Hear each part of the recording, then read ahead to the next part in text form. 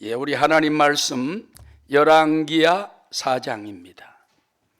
열왕기야 4장 8절부터 17절까지 말씀드리겠습니다. 구약성경 565페이지 열왕기야 4장 8절로 17절까지 우리 다 함께 한 목소리로 합독하시겠습니다. 하루는 엘리사가 수넴에 이르렀더니 거기에 한 귀한 여인이 그를 간권하여 음식을 먹게 하였으므로 엘리사가 그곳을 지날 때마다 음식을 먹으러 그리로 들어갔더라. 여인이 그의 남편에게 이르되 항상 우리를 지나간 이 사람은 하나님의 거룩한 사람인 줄 내가 아노니 청하건대 우리가 그를 위하여 작은 방을 담 위에 만들고 침상과 책상과 의자와 촛대를 두사이다. 그가 우리에게 이르면 거기에 머물리이다 하였더라. 하루는 엘리사가 거기에 이르러 그 방에 들어가 누웠더니 자기 사환 게하시에게 이르되 이 수넴 여인을 불러오라 하니 곧 여인을 부르매 여인이 그 앞에 선지라. 엘리사가 자기 사환에게 이르되 너는 그에게 이르라. 내가 이같이 우리를 위하여 세심한 배려를 하는도다. 내가 너를 위하여 무엇을 하랴? 왕에게나 사령관에게 무슨 구할 것이 있느냐 하니 여인이 이르되 나는 내 백성 중에 거주하나이다 하니라. 엘리사가 이르되 그러면 그를 위하여 무엇을 하여야 할까 하니 게하시가 대답하되 참으로 이 여인은 아들이 없고 그 남편은 늙었나이다 하니 이르되 다시 부르라 하여 부르매 여인이 문에 서니라. 엘리사가 이르되 한 해가 지나 이때쯤에 내가 아들을 안으리라 하니 여인이 이르되 아니로소이다.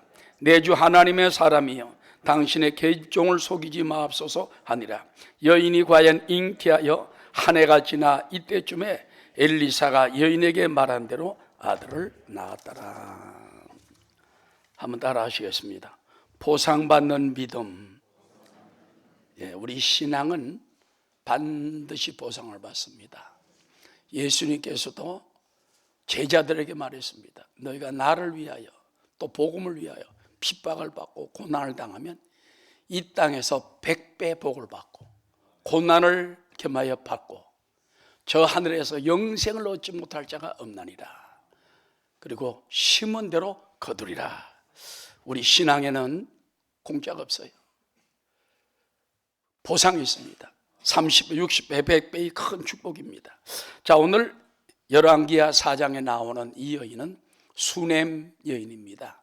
이 수넴이라는 지역은요 이사갈 지파의 땅입니다. 그래서 북쪽으로는 갈멜산이 한 24km 정도 있고 또 이스라엘이라고 당시에 사마리아 수도가 이스라엘이에요.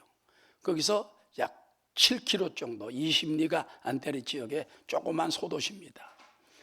그런데 이 수넴이란 이름은 굴곡의 땅이다. 아마 굉장히 막 굴곡이 진 것 같아요.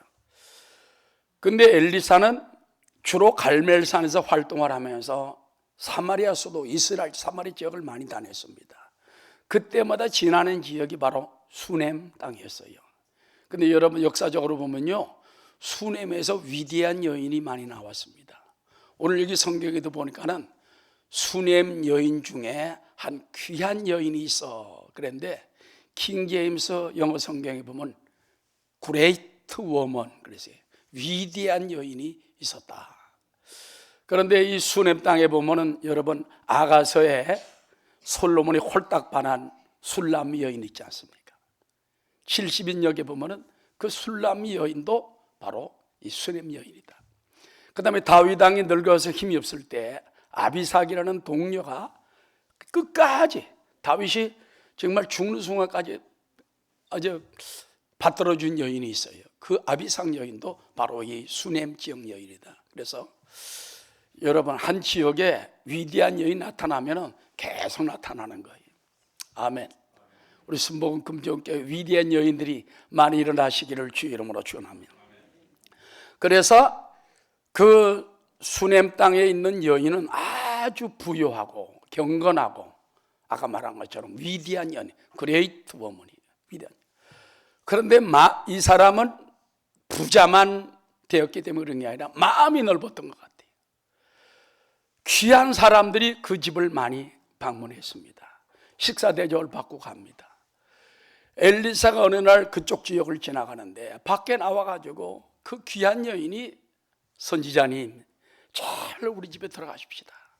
식사 한번 하고 가십시다. 성경에 보면 간권하여, 간권이라는 간절한 간자하고 고난을 고자 간절히 권해가지고 지나가는 천사를 아브라함이 간권해가지고 왜 대접을 했지 않았습니까? 그때 사라에게 이맘쯤에 아들이 있으랴 품에 안았잖아요. 이 수넴 여인도 마음에 하나님의 큰 엘리사 종이 지나가는데 그냥 지나가지 마시고 제발 들어와 좀 대접받고 가십시오. 좋다 그러면 뭐 할 수 없어 들어가자. 그래서 대접을 받았는데 너무 정성스럽게 대접을 하는 거예요. 그러면서 말하기를 제발 지날 때마다 그냥 지나지 마시고 우리 집에 다른 손님도 많이 오지만 저에게는 선지자님이 제일 큰 손님입니다. 하나님 대신한 분이기 때문에 꼭 오십시오. 성경에 나오지 않지만 그러면서 모셔 대접을 했습니다. 자, 그런데 어느 날 그 수넴 여인이 남편 보고 말합니다. 남편은 아마 볼 때 아마 퇴직한 사람이든지 아니면은 나라 일을 보다가 아마 쫓겨났든지 하지 모르지만 굉장히 권세에 있던 사람이었던 것 같아요. 그 남편이 나이가 많습니다. 남편이 말해요. 여보, 이쪽으로 지나다니는 그 엘리사 선지자님은 하나님의 위대한 종입니다. 거룩한 종입니다. 그러니 그를 위하여, 그 연세도 맞고 지나다니기 힘든데 그를 위하여 우리 담이라는 건요 다락을 말하는 겁니다. 그래서 옛날에 보면 이스라엘 팔레스타인 지압이 지붕이 이렇게 반듯하거든요. 그건 그 위에다가 다락방을 짓는 수가 많았어요. 손님을 위해 다락방을 지어서 침상도 놓고 촛대도 놓고 의자도 놓고 그래서 편안히 쉬었다가 다니도록 했으면 좋겠습니다. 남편이 또 쿨한 남편이야. 부인을 믿는 사람이야. 그리하시오. 그래가지고 바로 그냥 멋지게 지어놨어요. 그 다음부터 엘리사 선지자가 지날 때마다 그 방에서 늘 쉬게 하고 음식을 대접하고 부인이 막 정성을 다해서 합니다. 여러분 뭐 귀한 굉장히 비싼 건 아니지만 굉장히 정성이 보여가지고 옛날 그 개역 한글 성경에 보면 이 여인이 나를 위하여 정말 주밀하도다. 요즘 성경에 보면 세심한 배를 하는다. 내가 어떻게 좀 은혜를 갚아줄까 그래가지고 자기 좀 계하시기 바랍니다. 그 여인을 부르라. 여인 문 밖에 딱 섰어요. 옛날에는 아마 소리 이렇게 얼굴 대하고 서는 것보다도 이리 오너라 그러면 가운데 누구 이렇게 뭐 계시냐 여쭤봐라. 뭐 자고 가도 되는지 여쭤봐라. 옛날에 그랬잖아요. 그런데 계하실 앞에 딱 두고 나서 여인 보고 여인이요, 우리를 위하여 이렇게 생각이 당신이 세심한 배를 하니 내가 너무 고맙다. 뭔가 좀 은혜를 갚아주고 싶다. 혹시 왕에게나 군대 사령관에게나 부탁할 것이 있으면 나에게 얘기해라. 왜 그런지 압니까? 엘리사에게 왕들이 아버지라고 불렀어요. 왕이 엘리사 선지자를 아버지라고 부르니까 이스라엘의 병거와 마병이요 아버지야. 그만큼 하나님의 영적 그 주의 종들은 아버지. 그래서 왕이 아버지라고 부르니까 사령관도 말할 것도 없죠. 그러니 부탁할 게 내가 해주겠다. 그랬더니 그 경건한 여인이 말하기를 아니로소이다. 저는 백성 중에 평안히 거주하나이다. 아무것도 필요한 것도 없고 저는 그저 감사하게 지냅니다. 뭐 부유하고 넉넉하고 마음이 큰 여인이거든요. 그래서 돌려보내고 난 다음에 가만히 생각하니까 그럼 이 집에 뭐 내가 해줄 게 없을까? 따라하시죠. 하나님을 감동시키면 하나님이 우리에게 큰 일을 해주기 원합니다. 우리도 주님을 위하여 세심한 배려로 하나님을 섬기고 하나님께 헌신하고 아멘. 하나님께 기도하고 하나님을 섬기고 하나님 마음을 감동시키면 해달라 안 해달라 말할 필요가 없어요. 해주려고 하나님이 애같아. 하나님이 그냥 어떻게 해줄까? 그럼 이 여인을 위하여 우리가 무엇을 할까? 게하시가 말하기를 네, 이 집에 아들이 없나이다.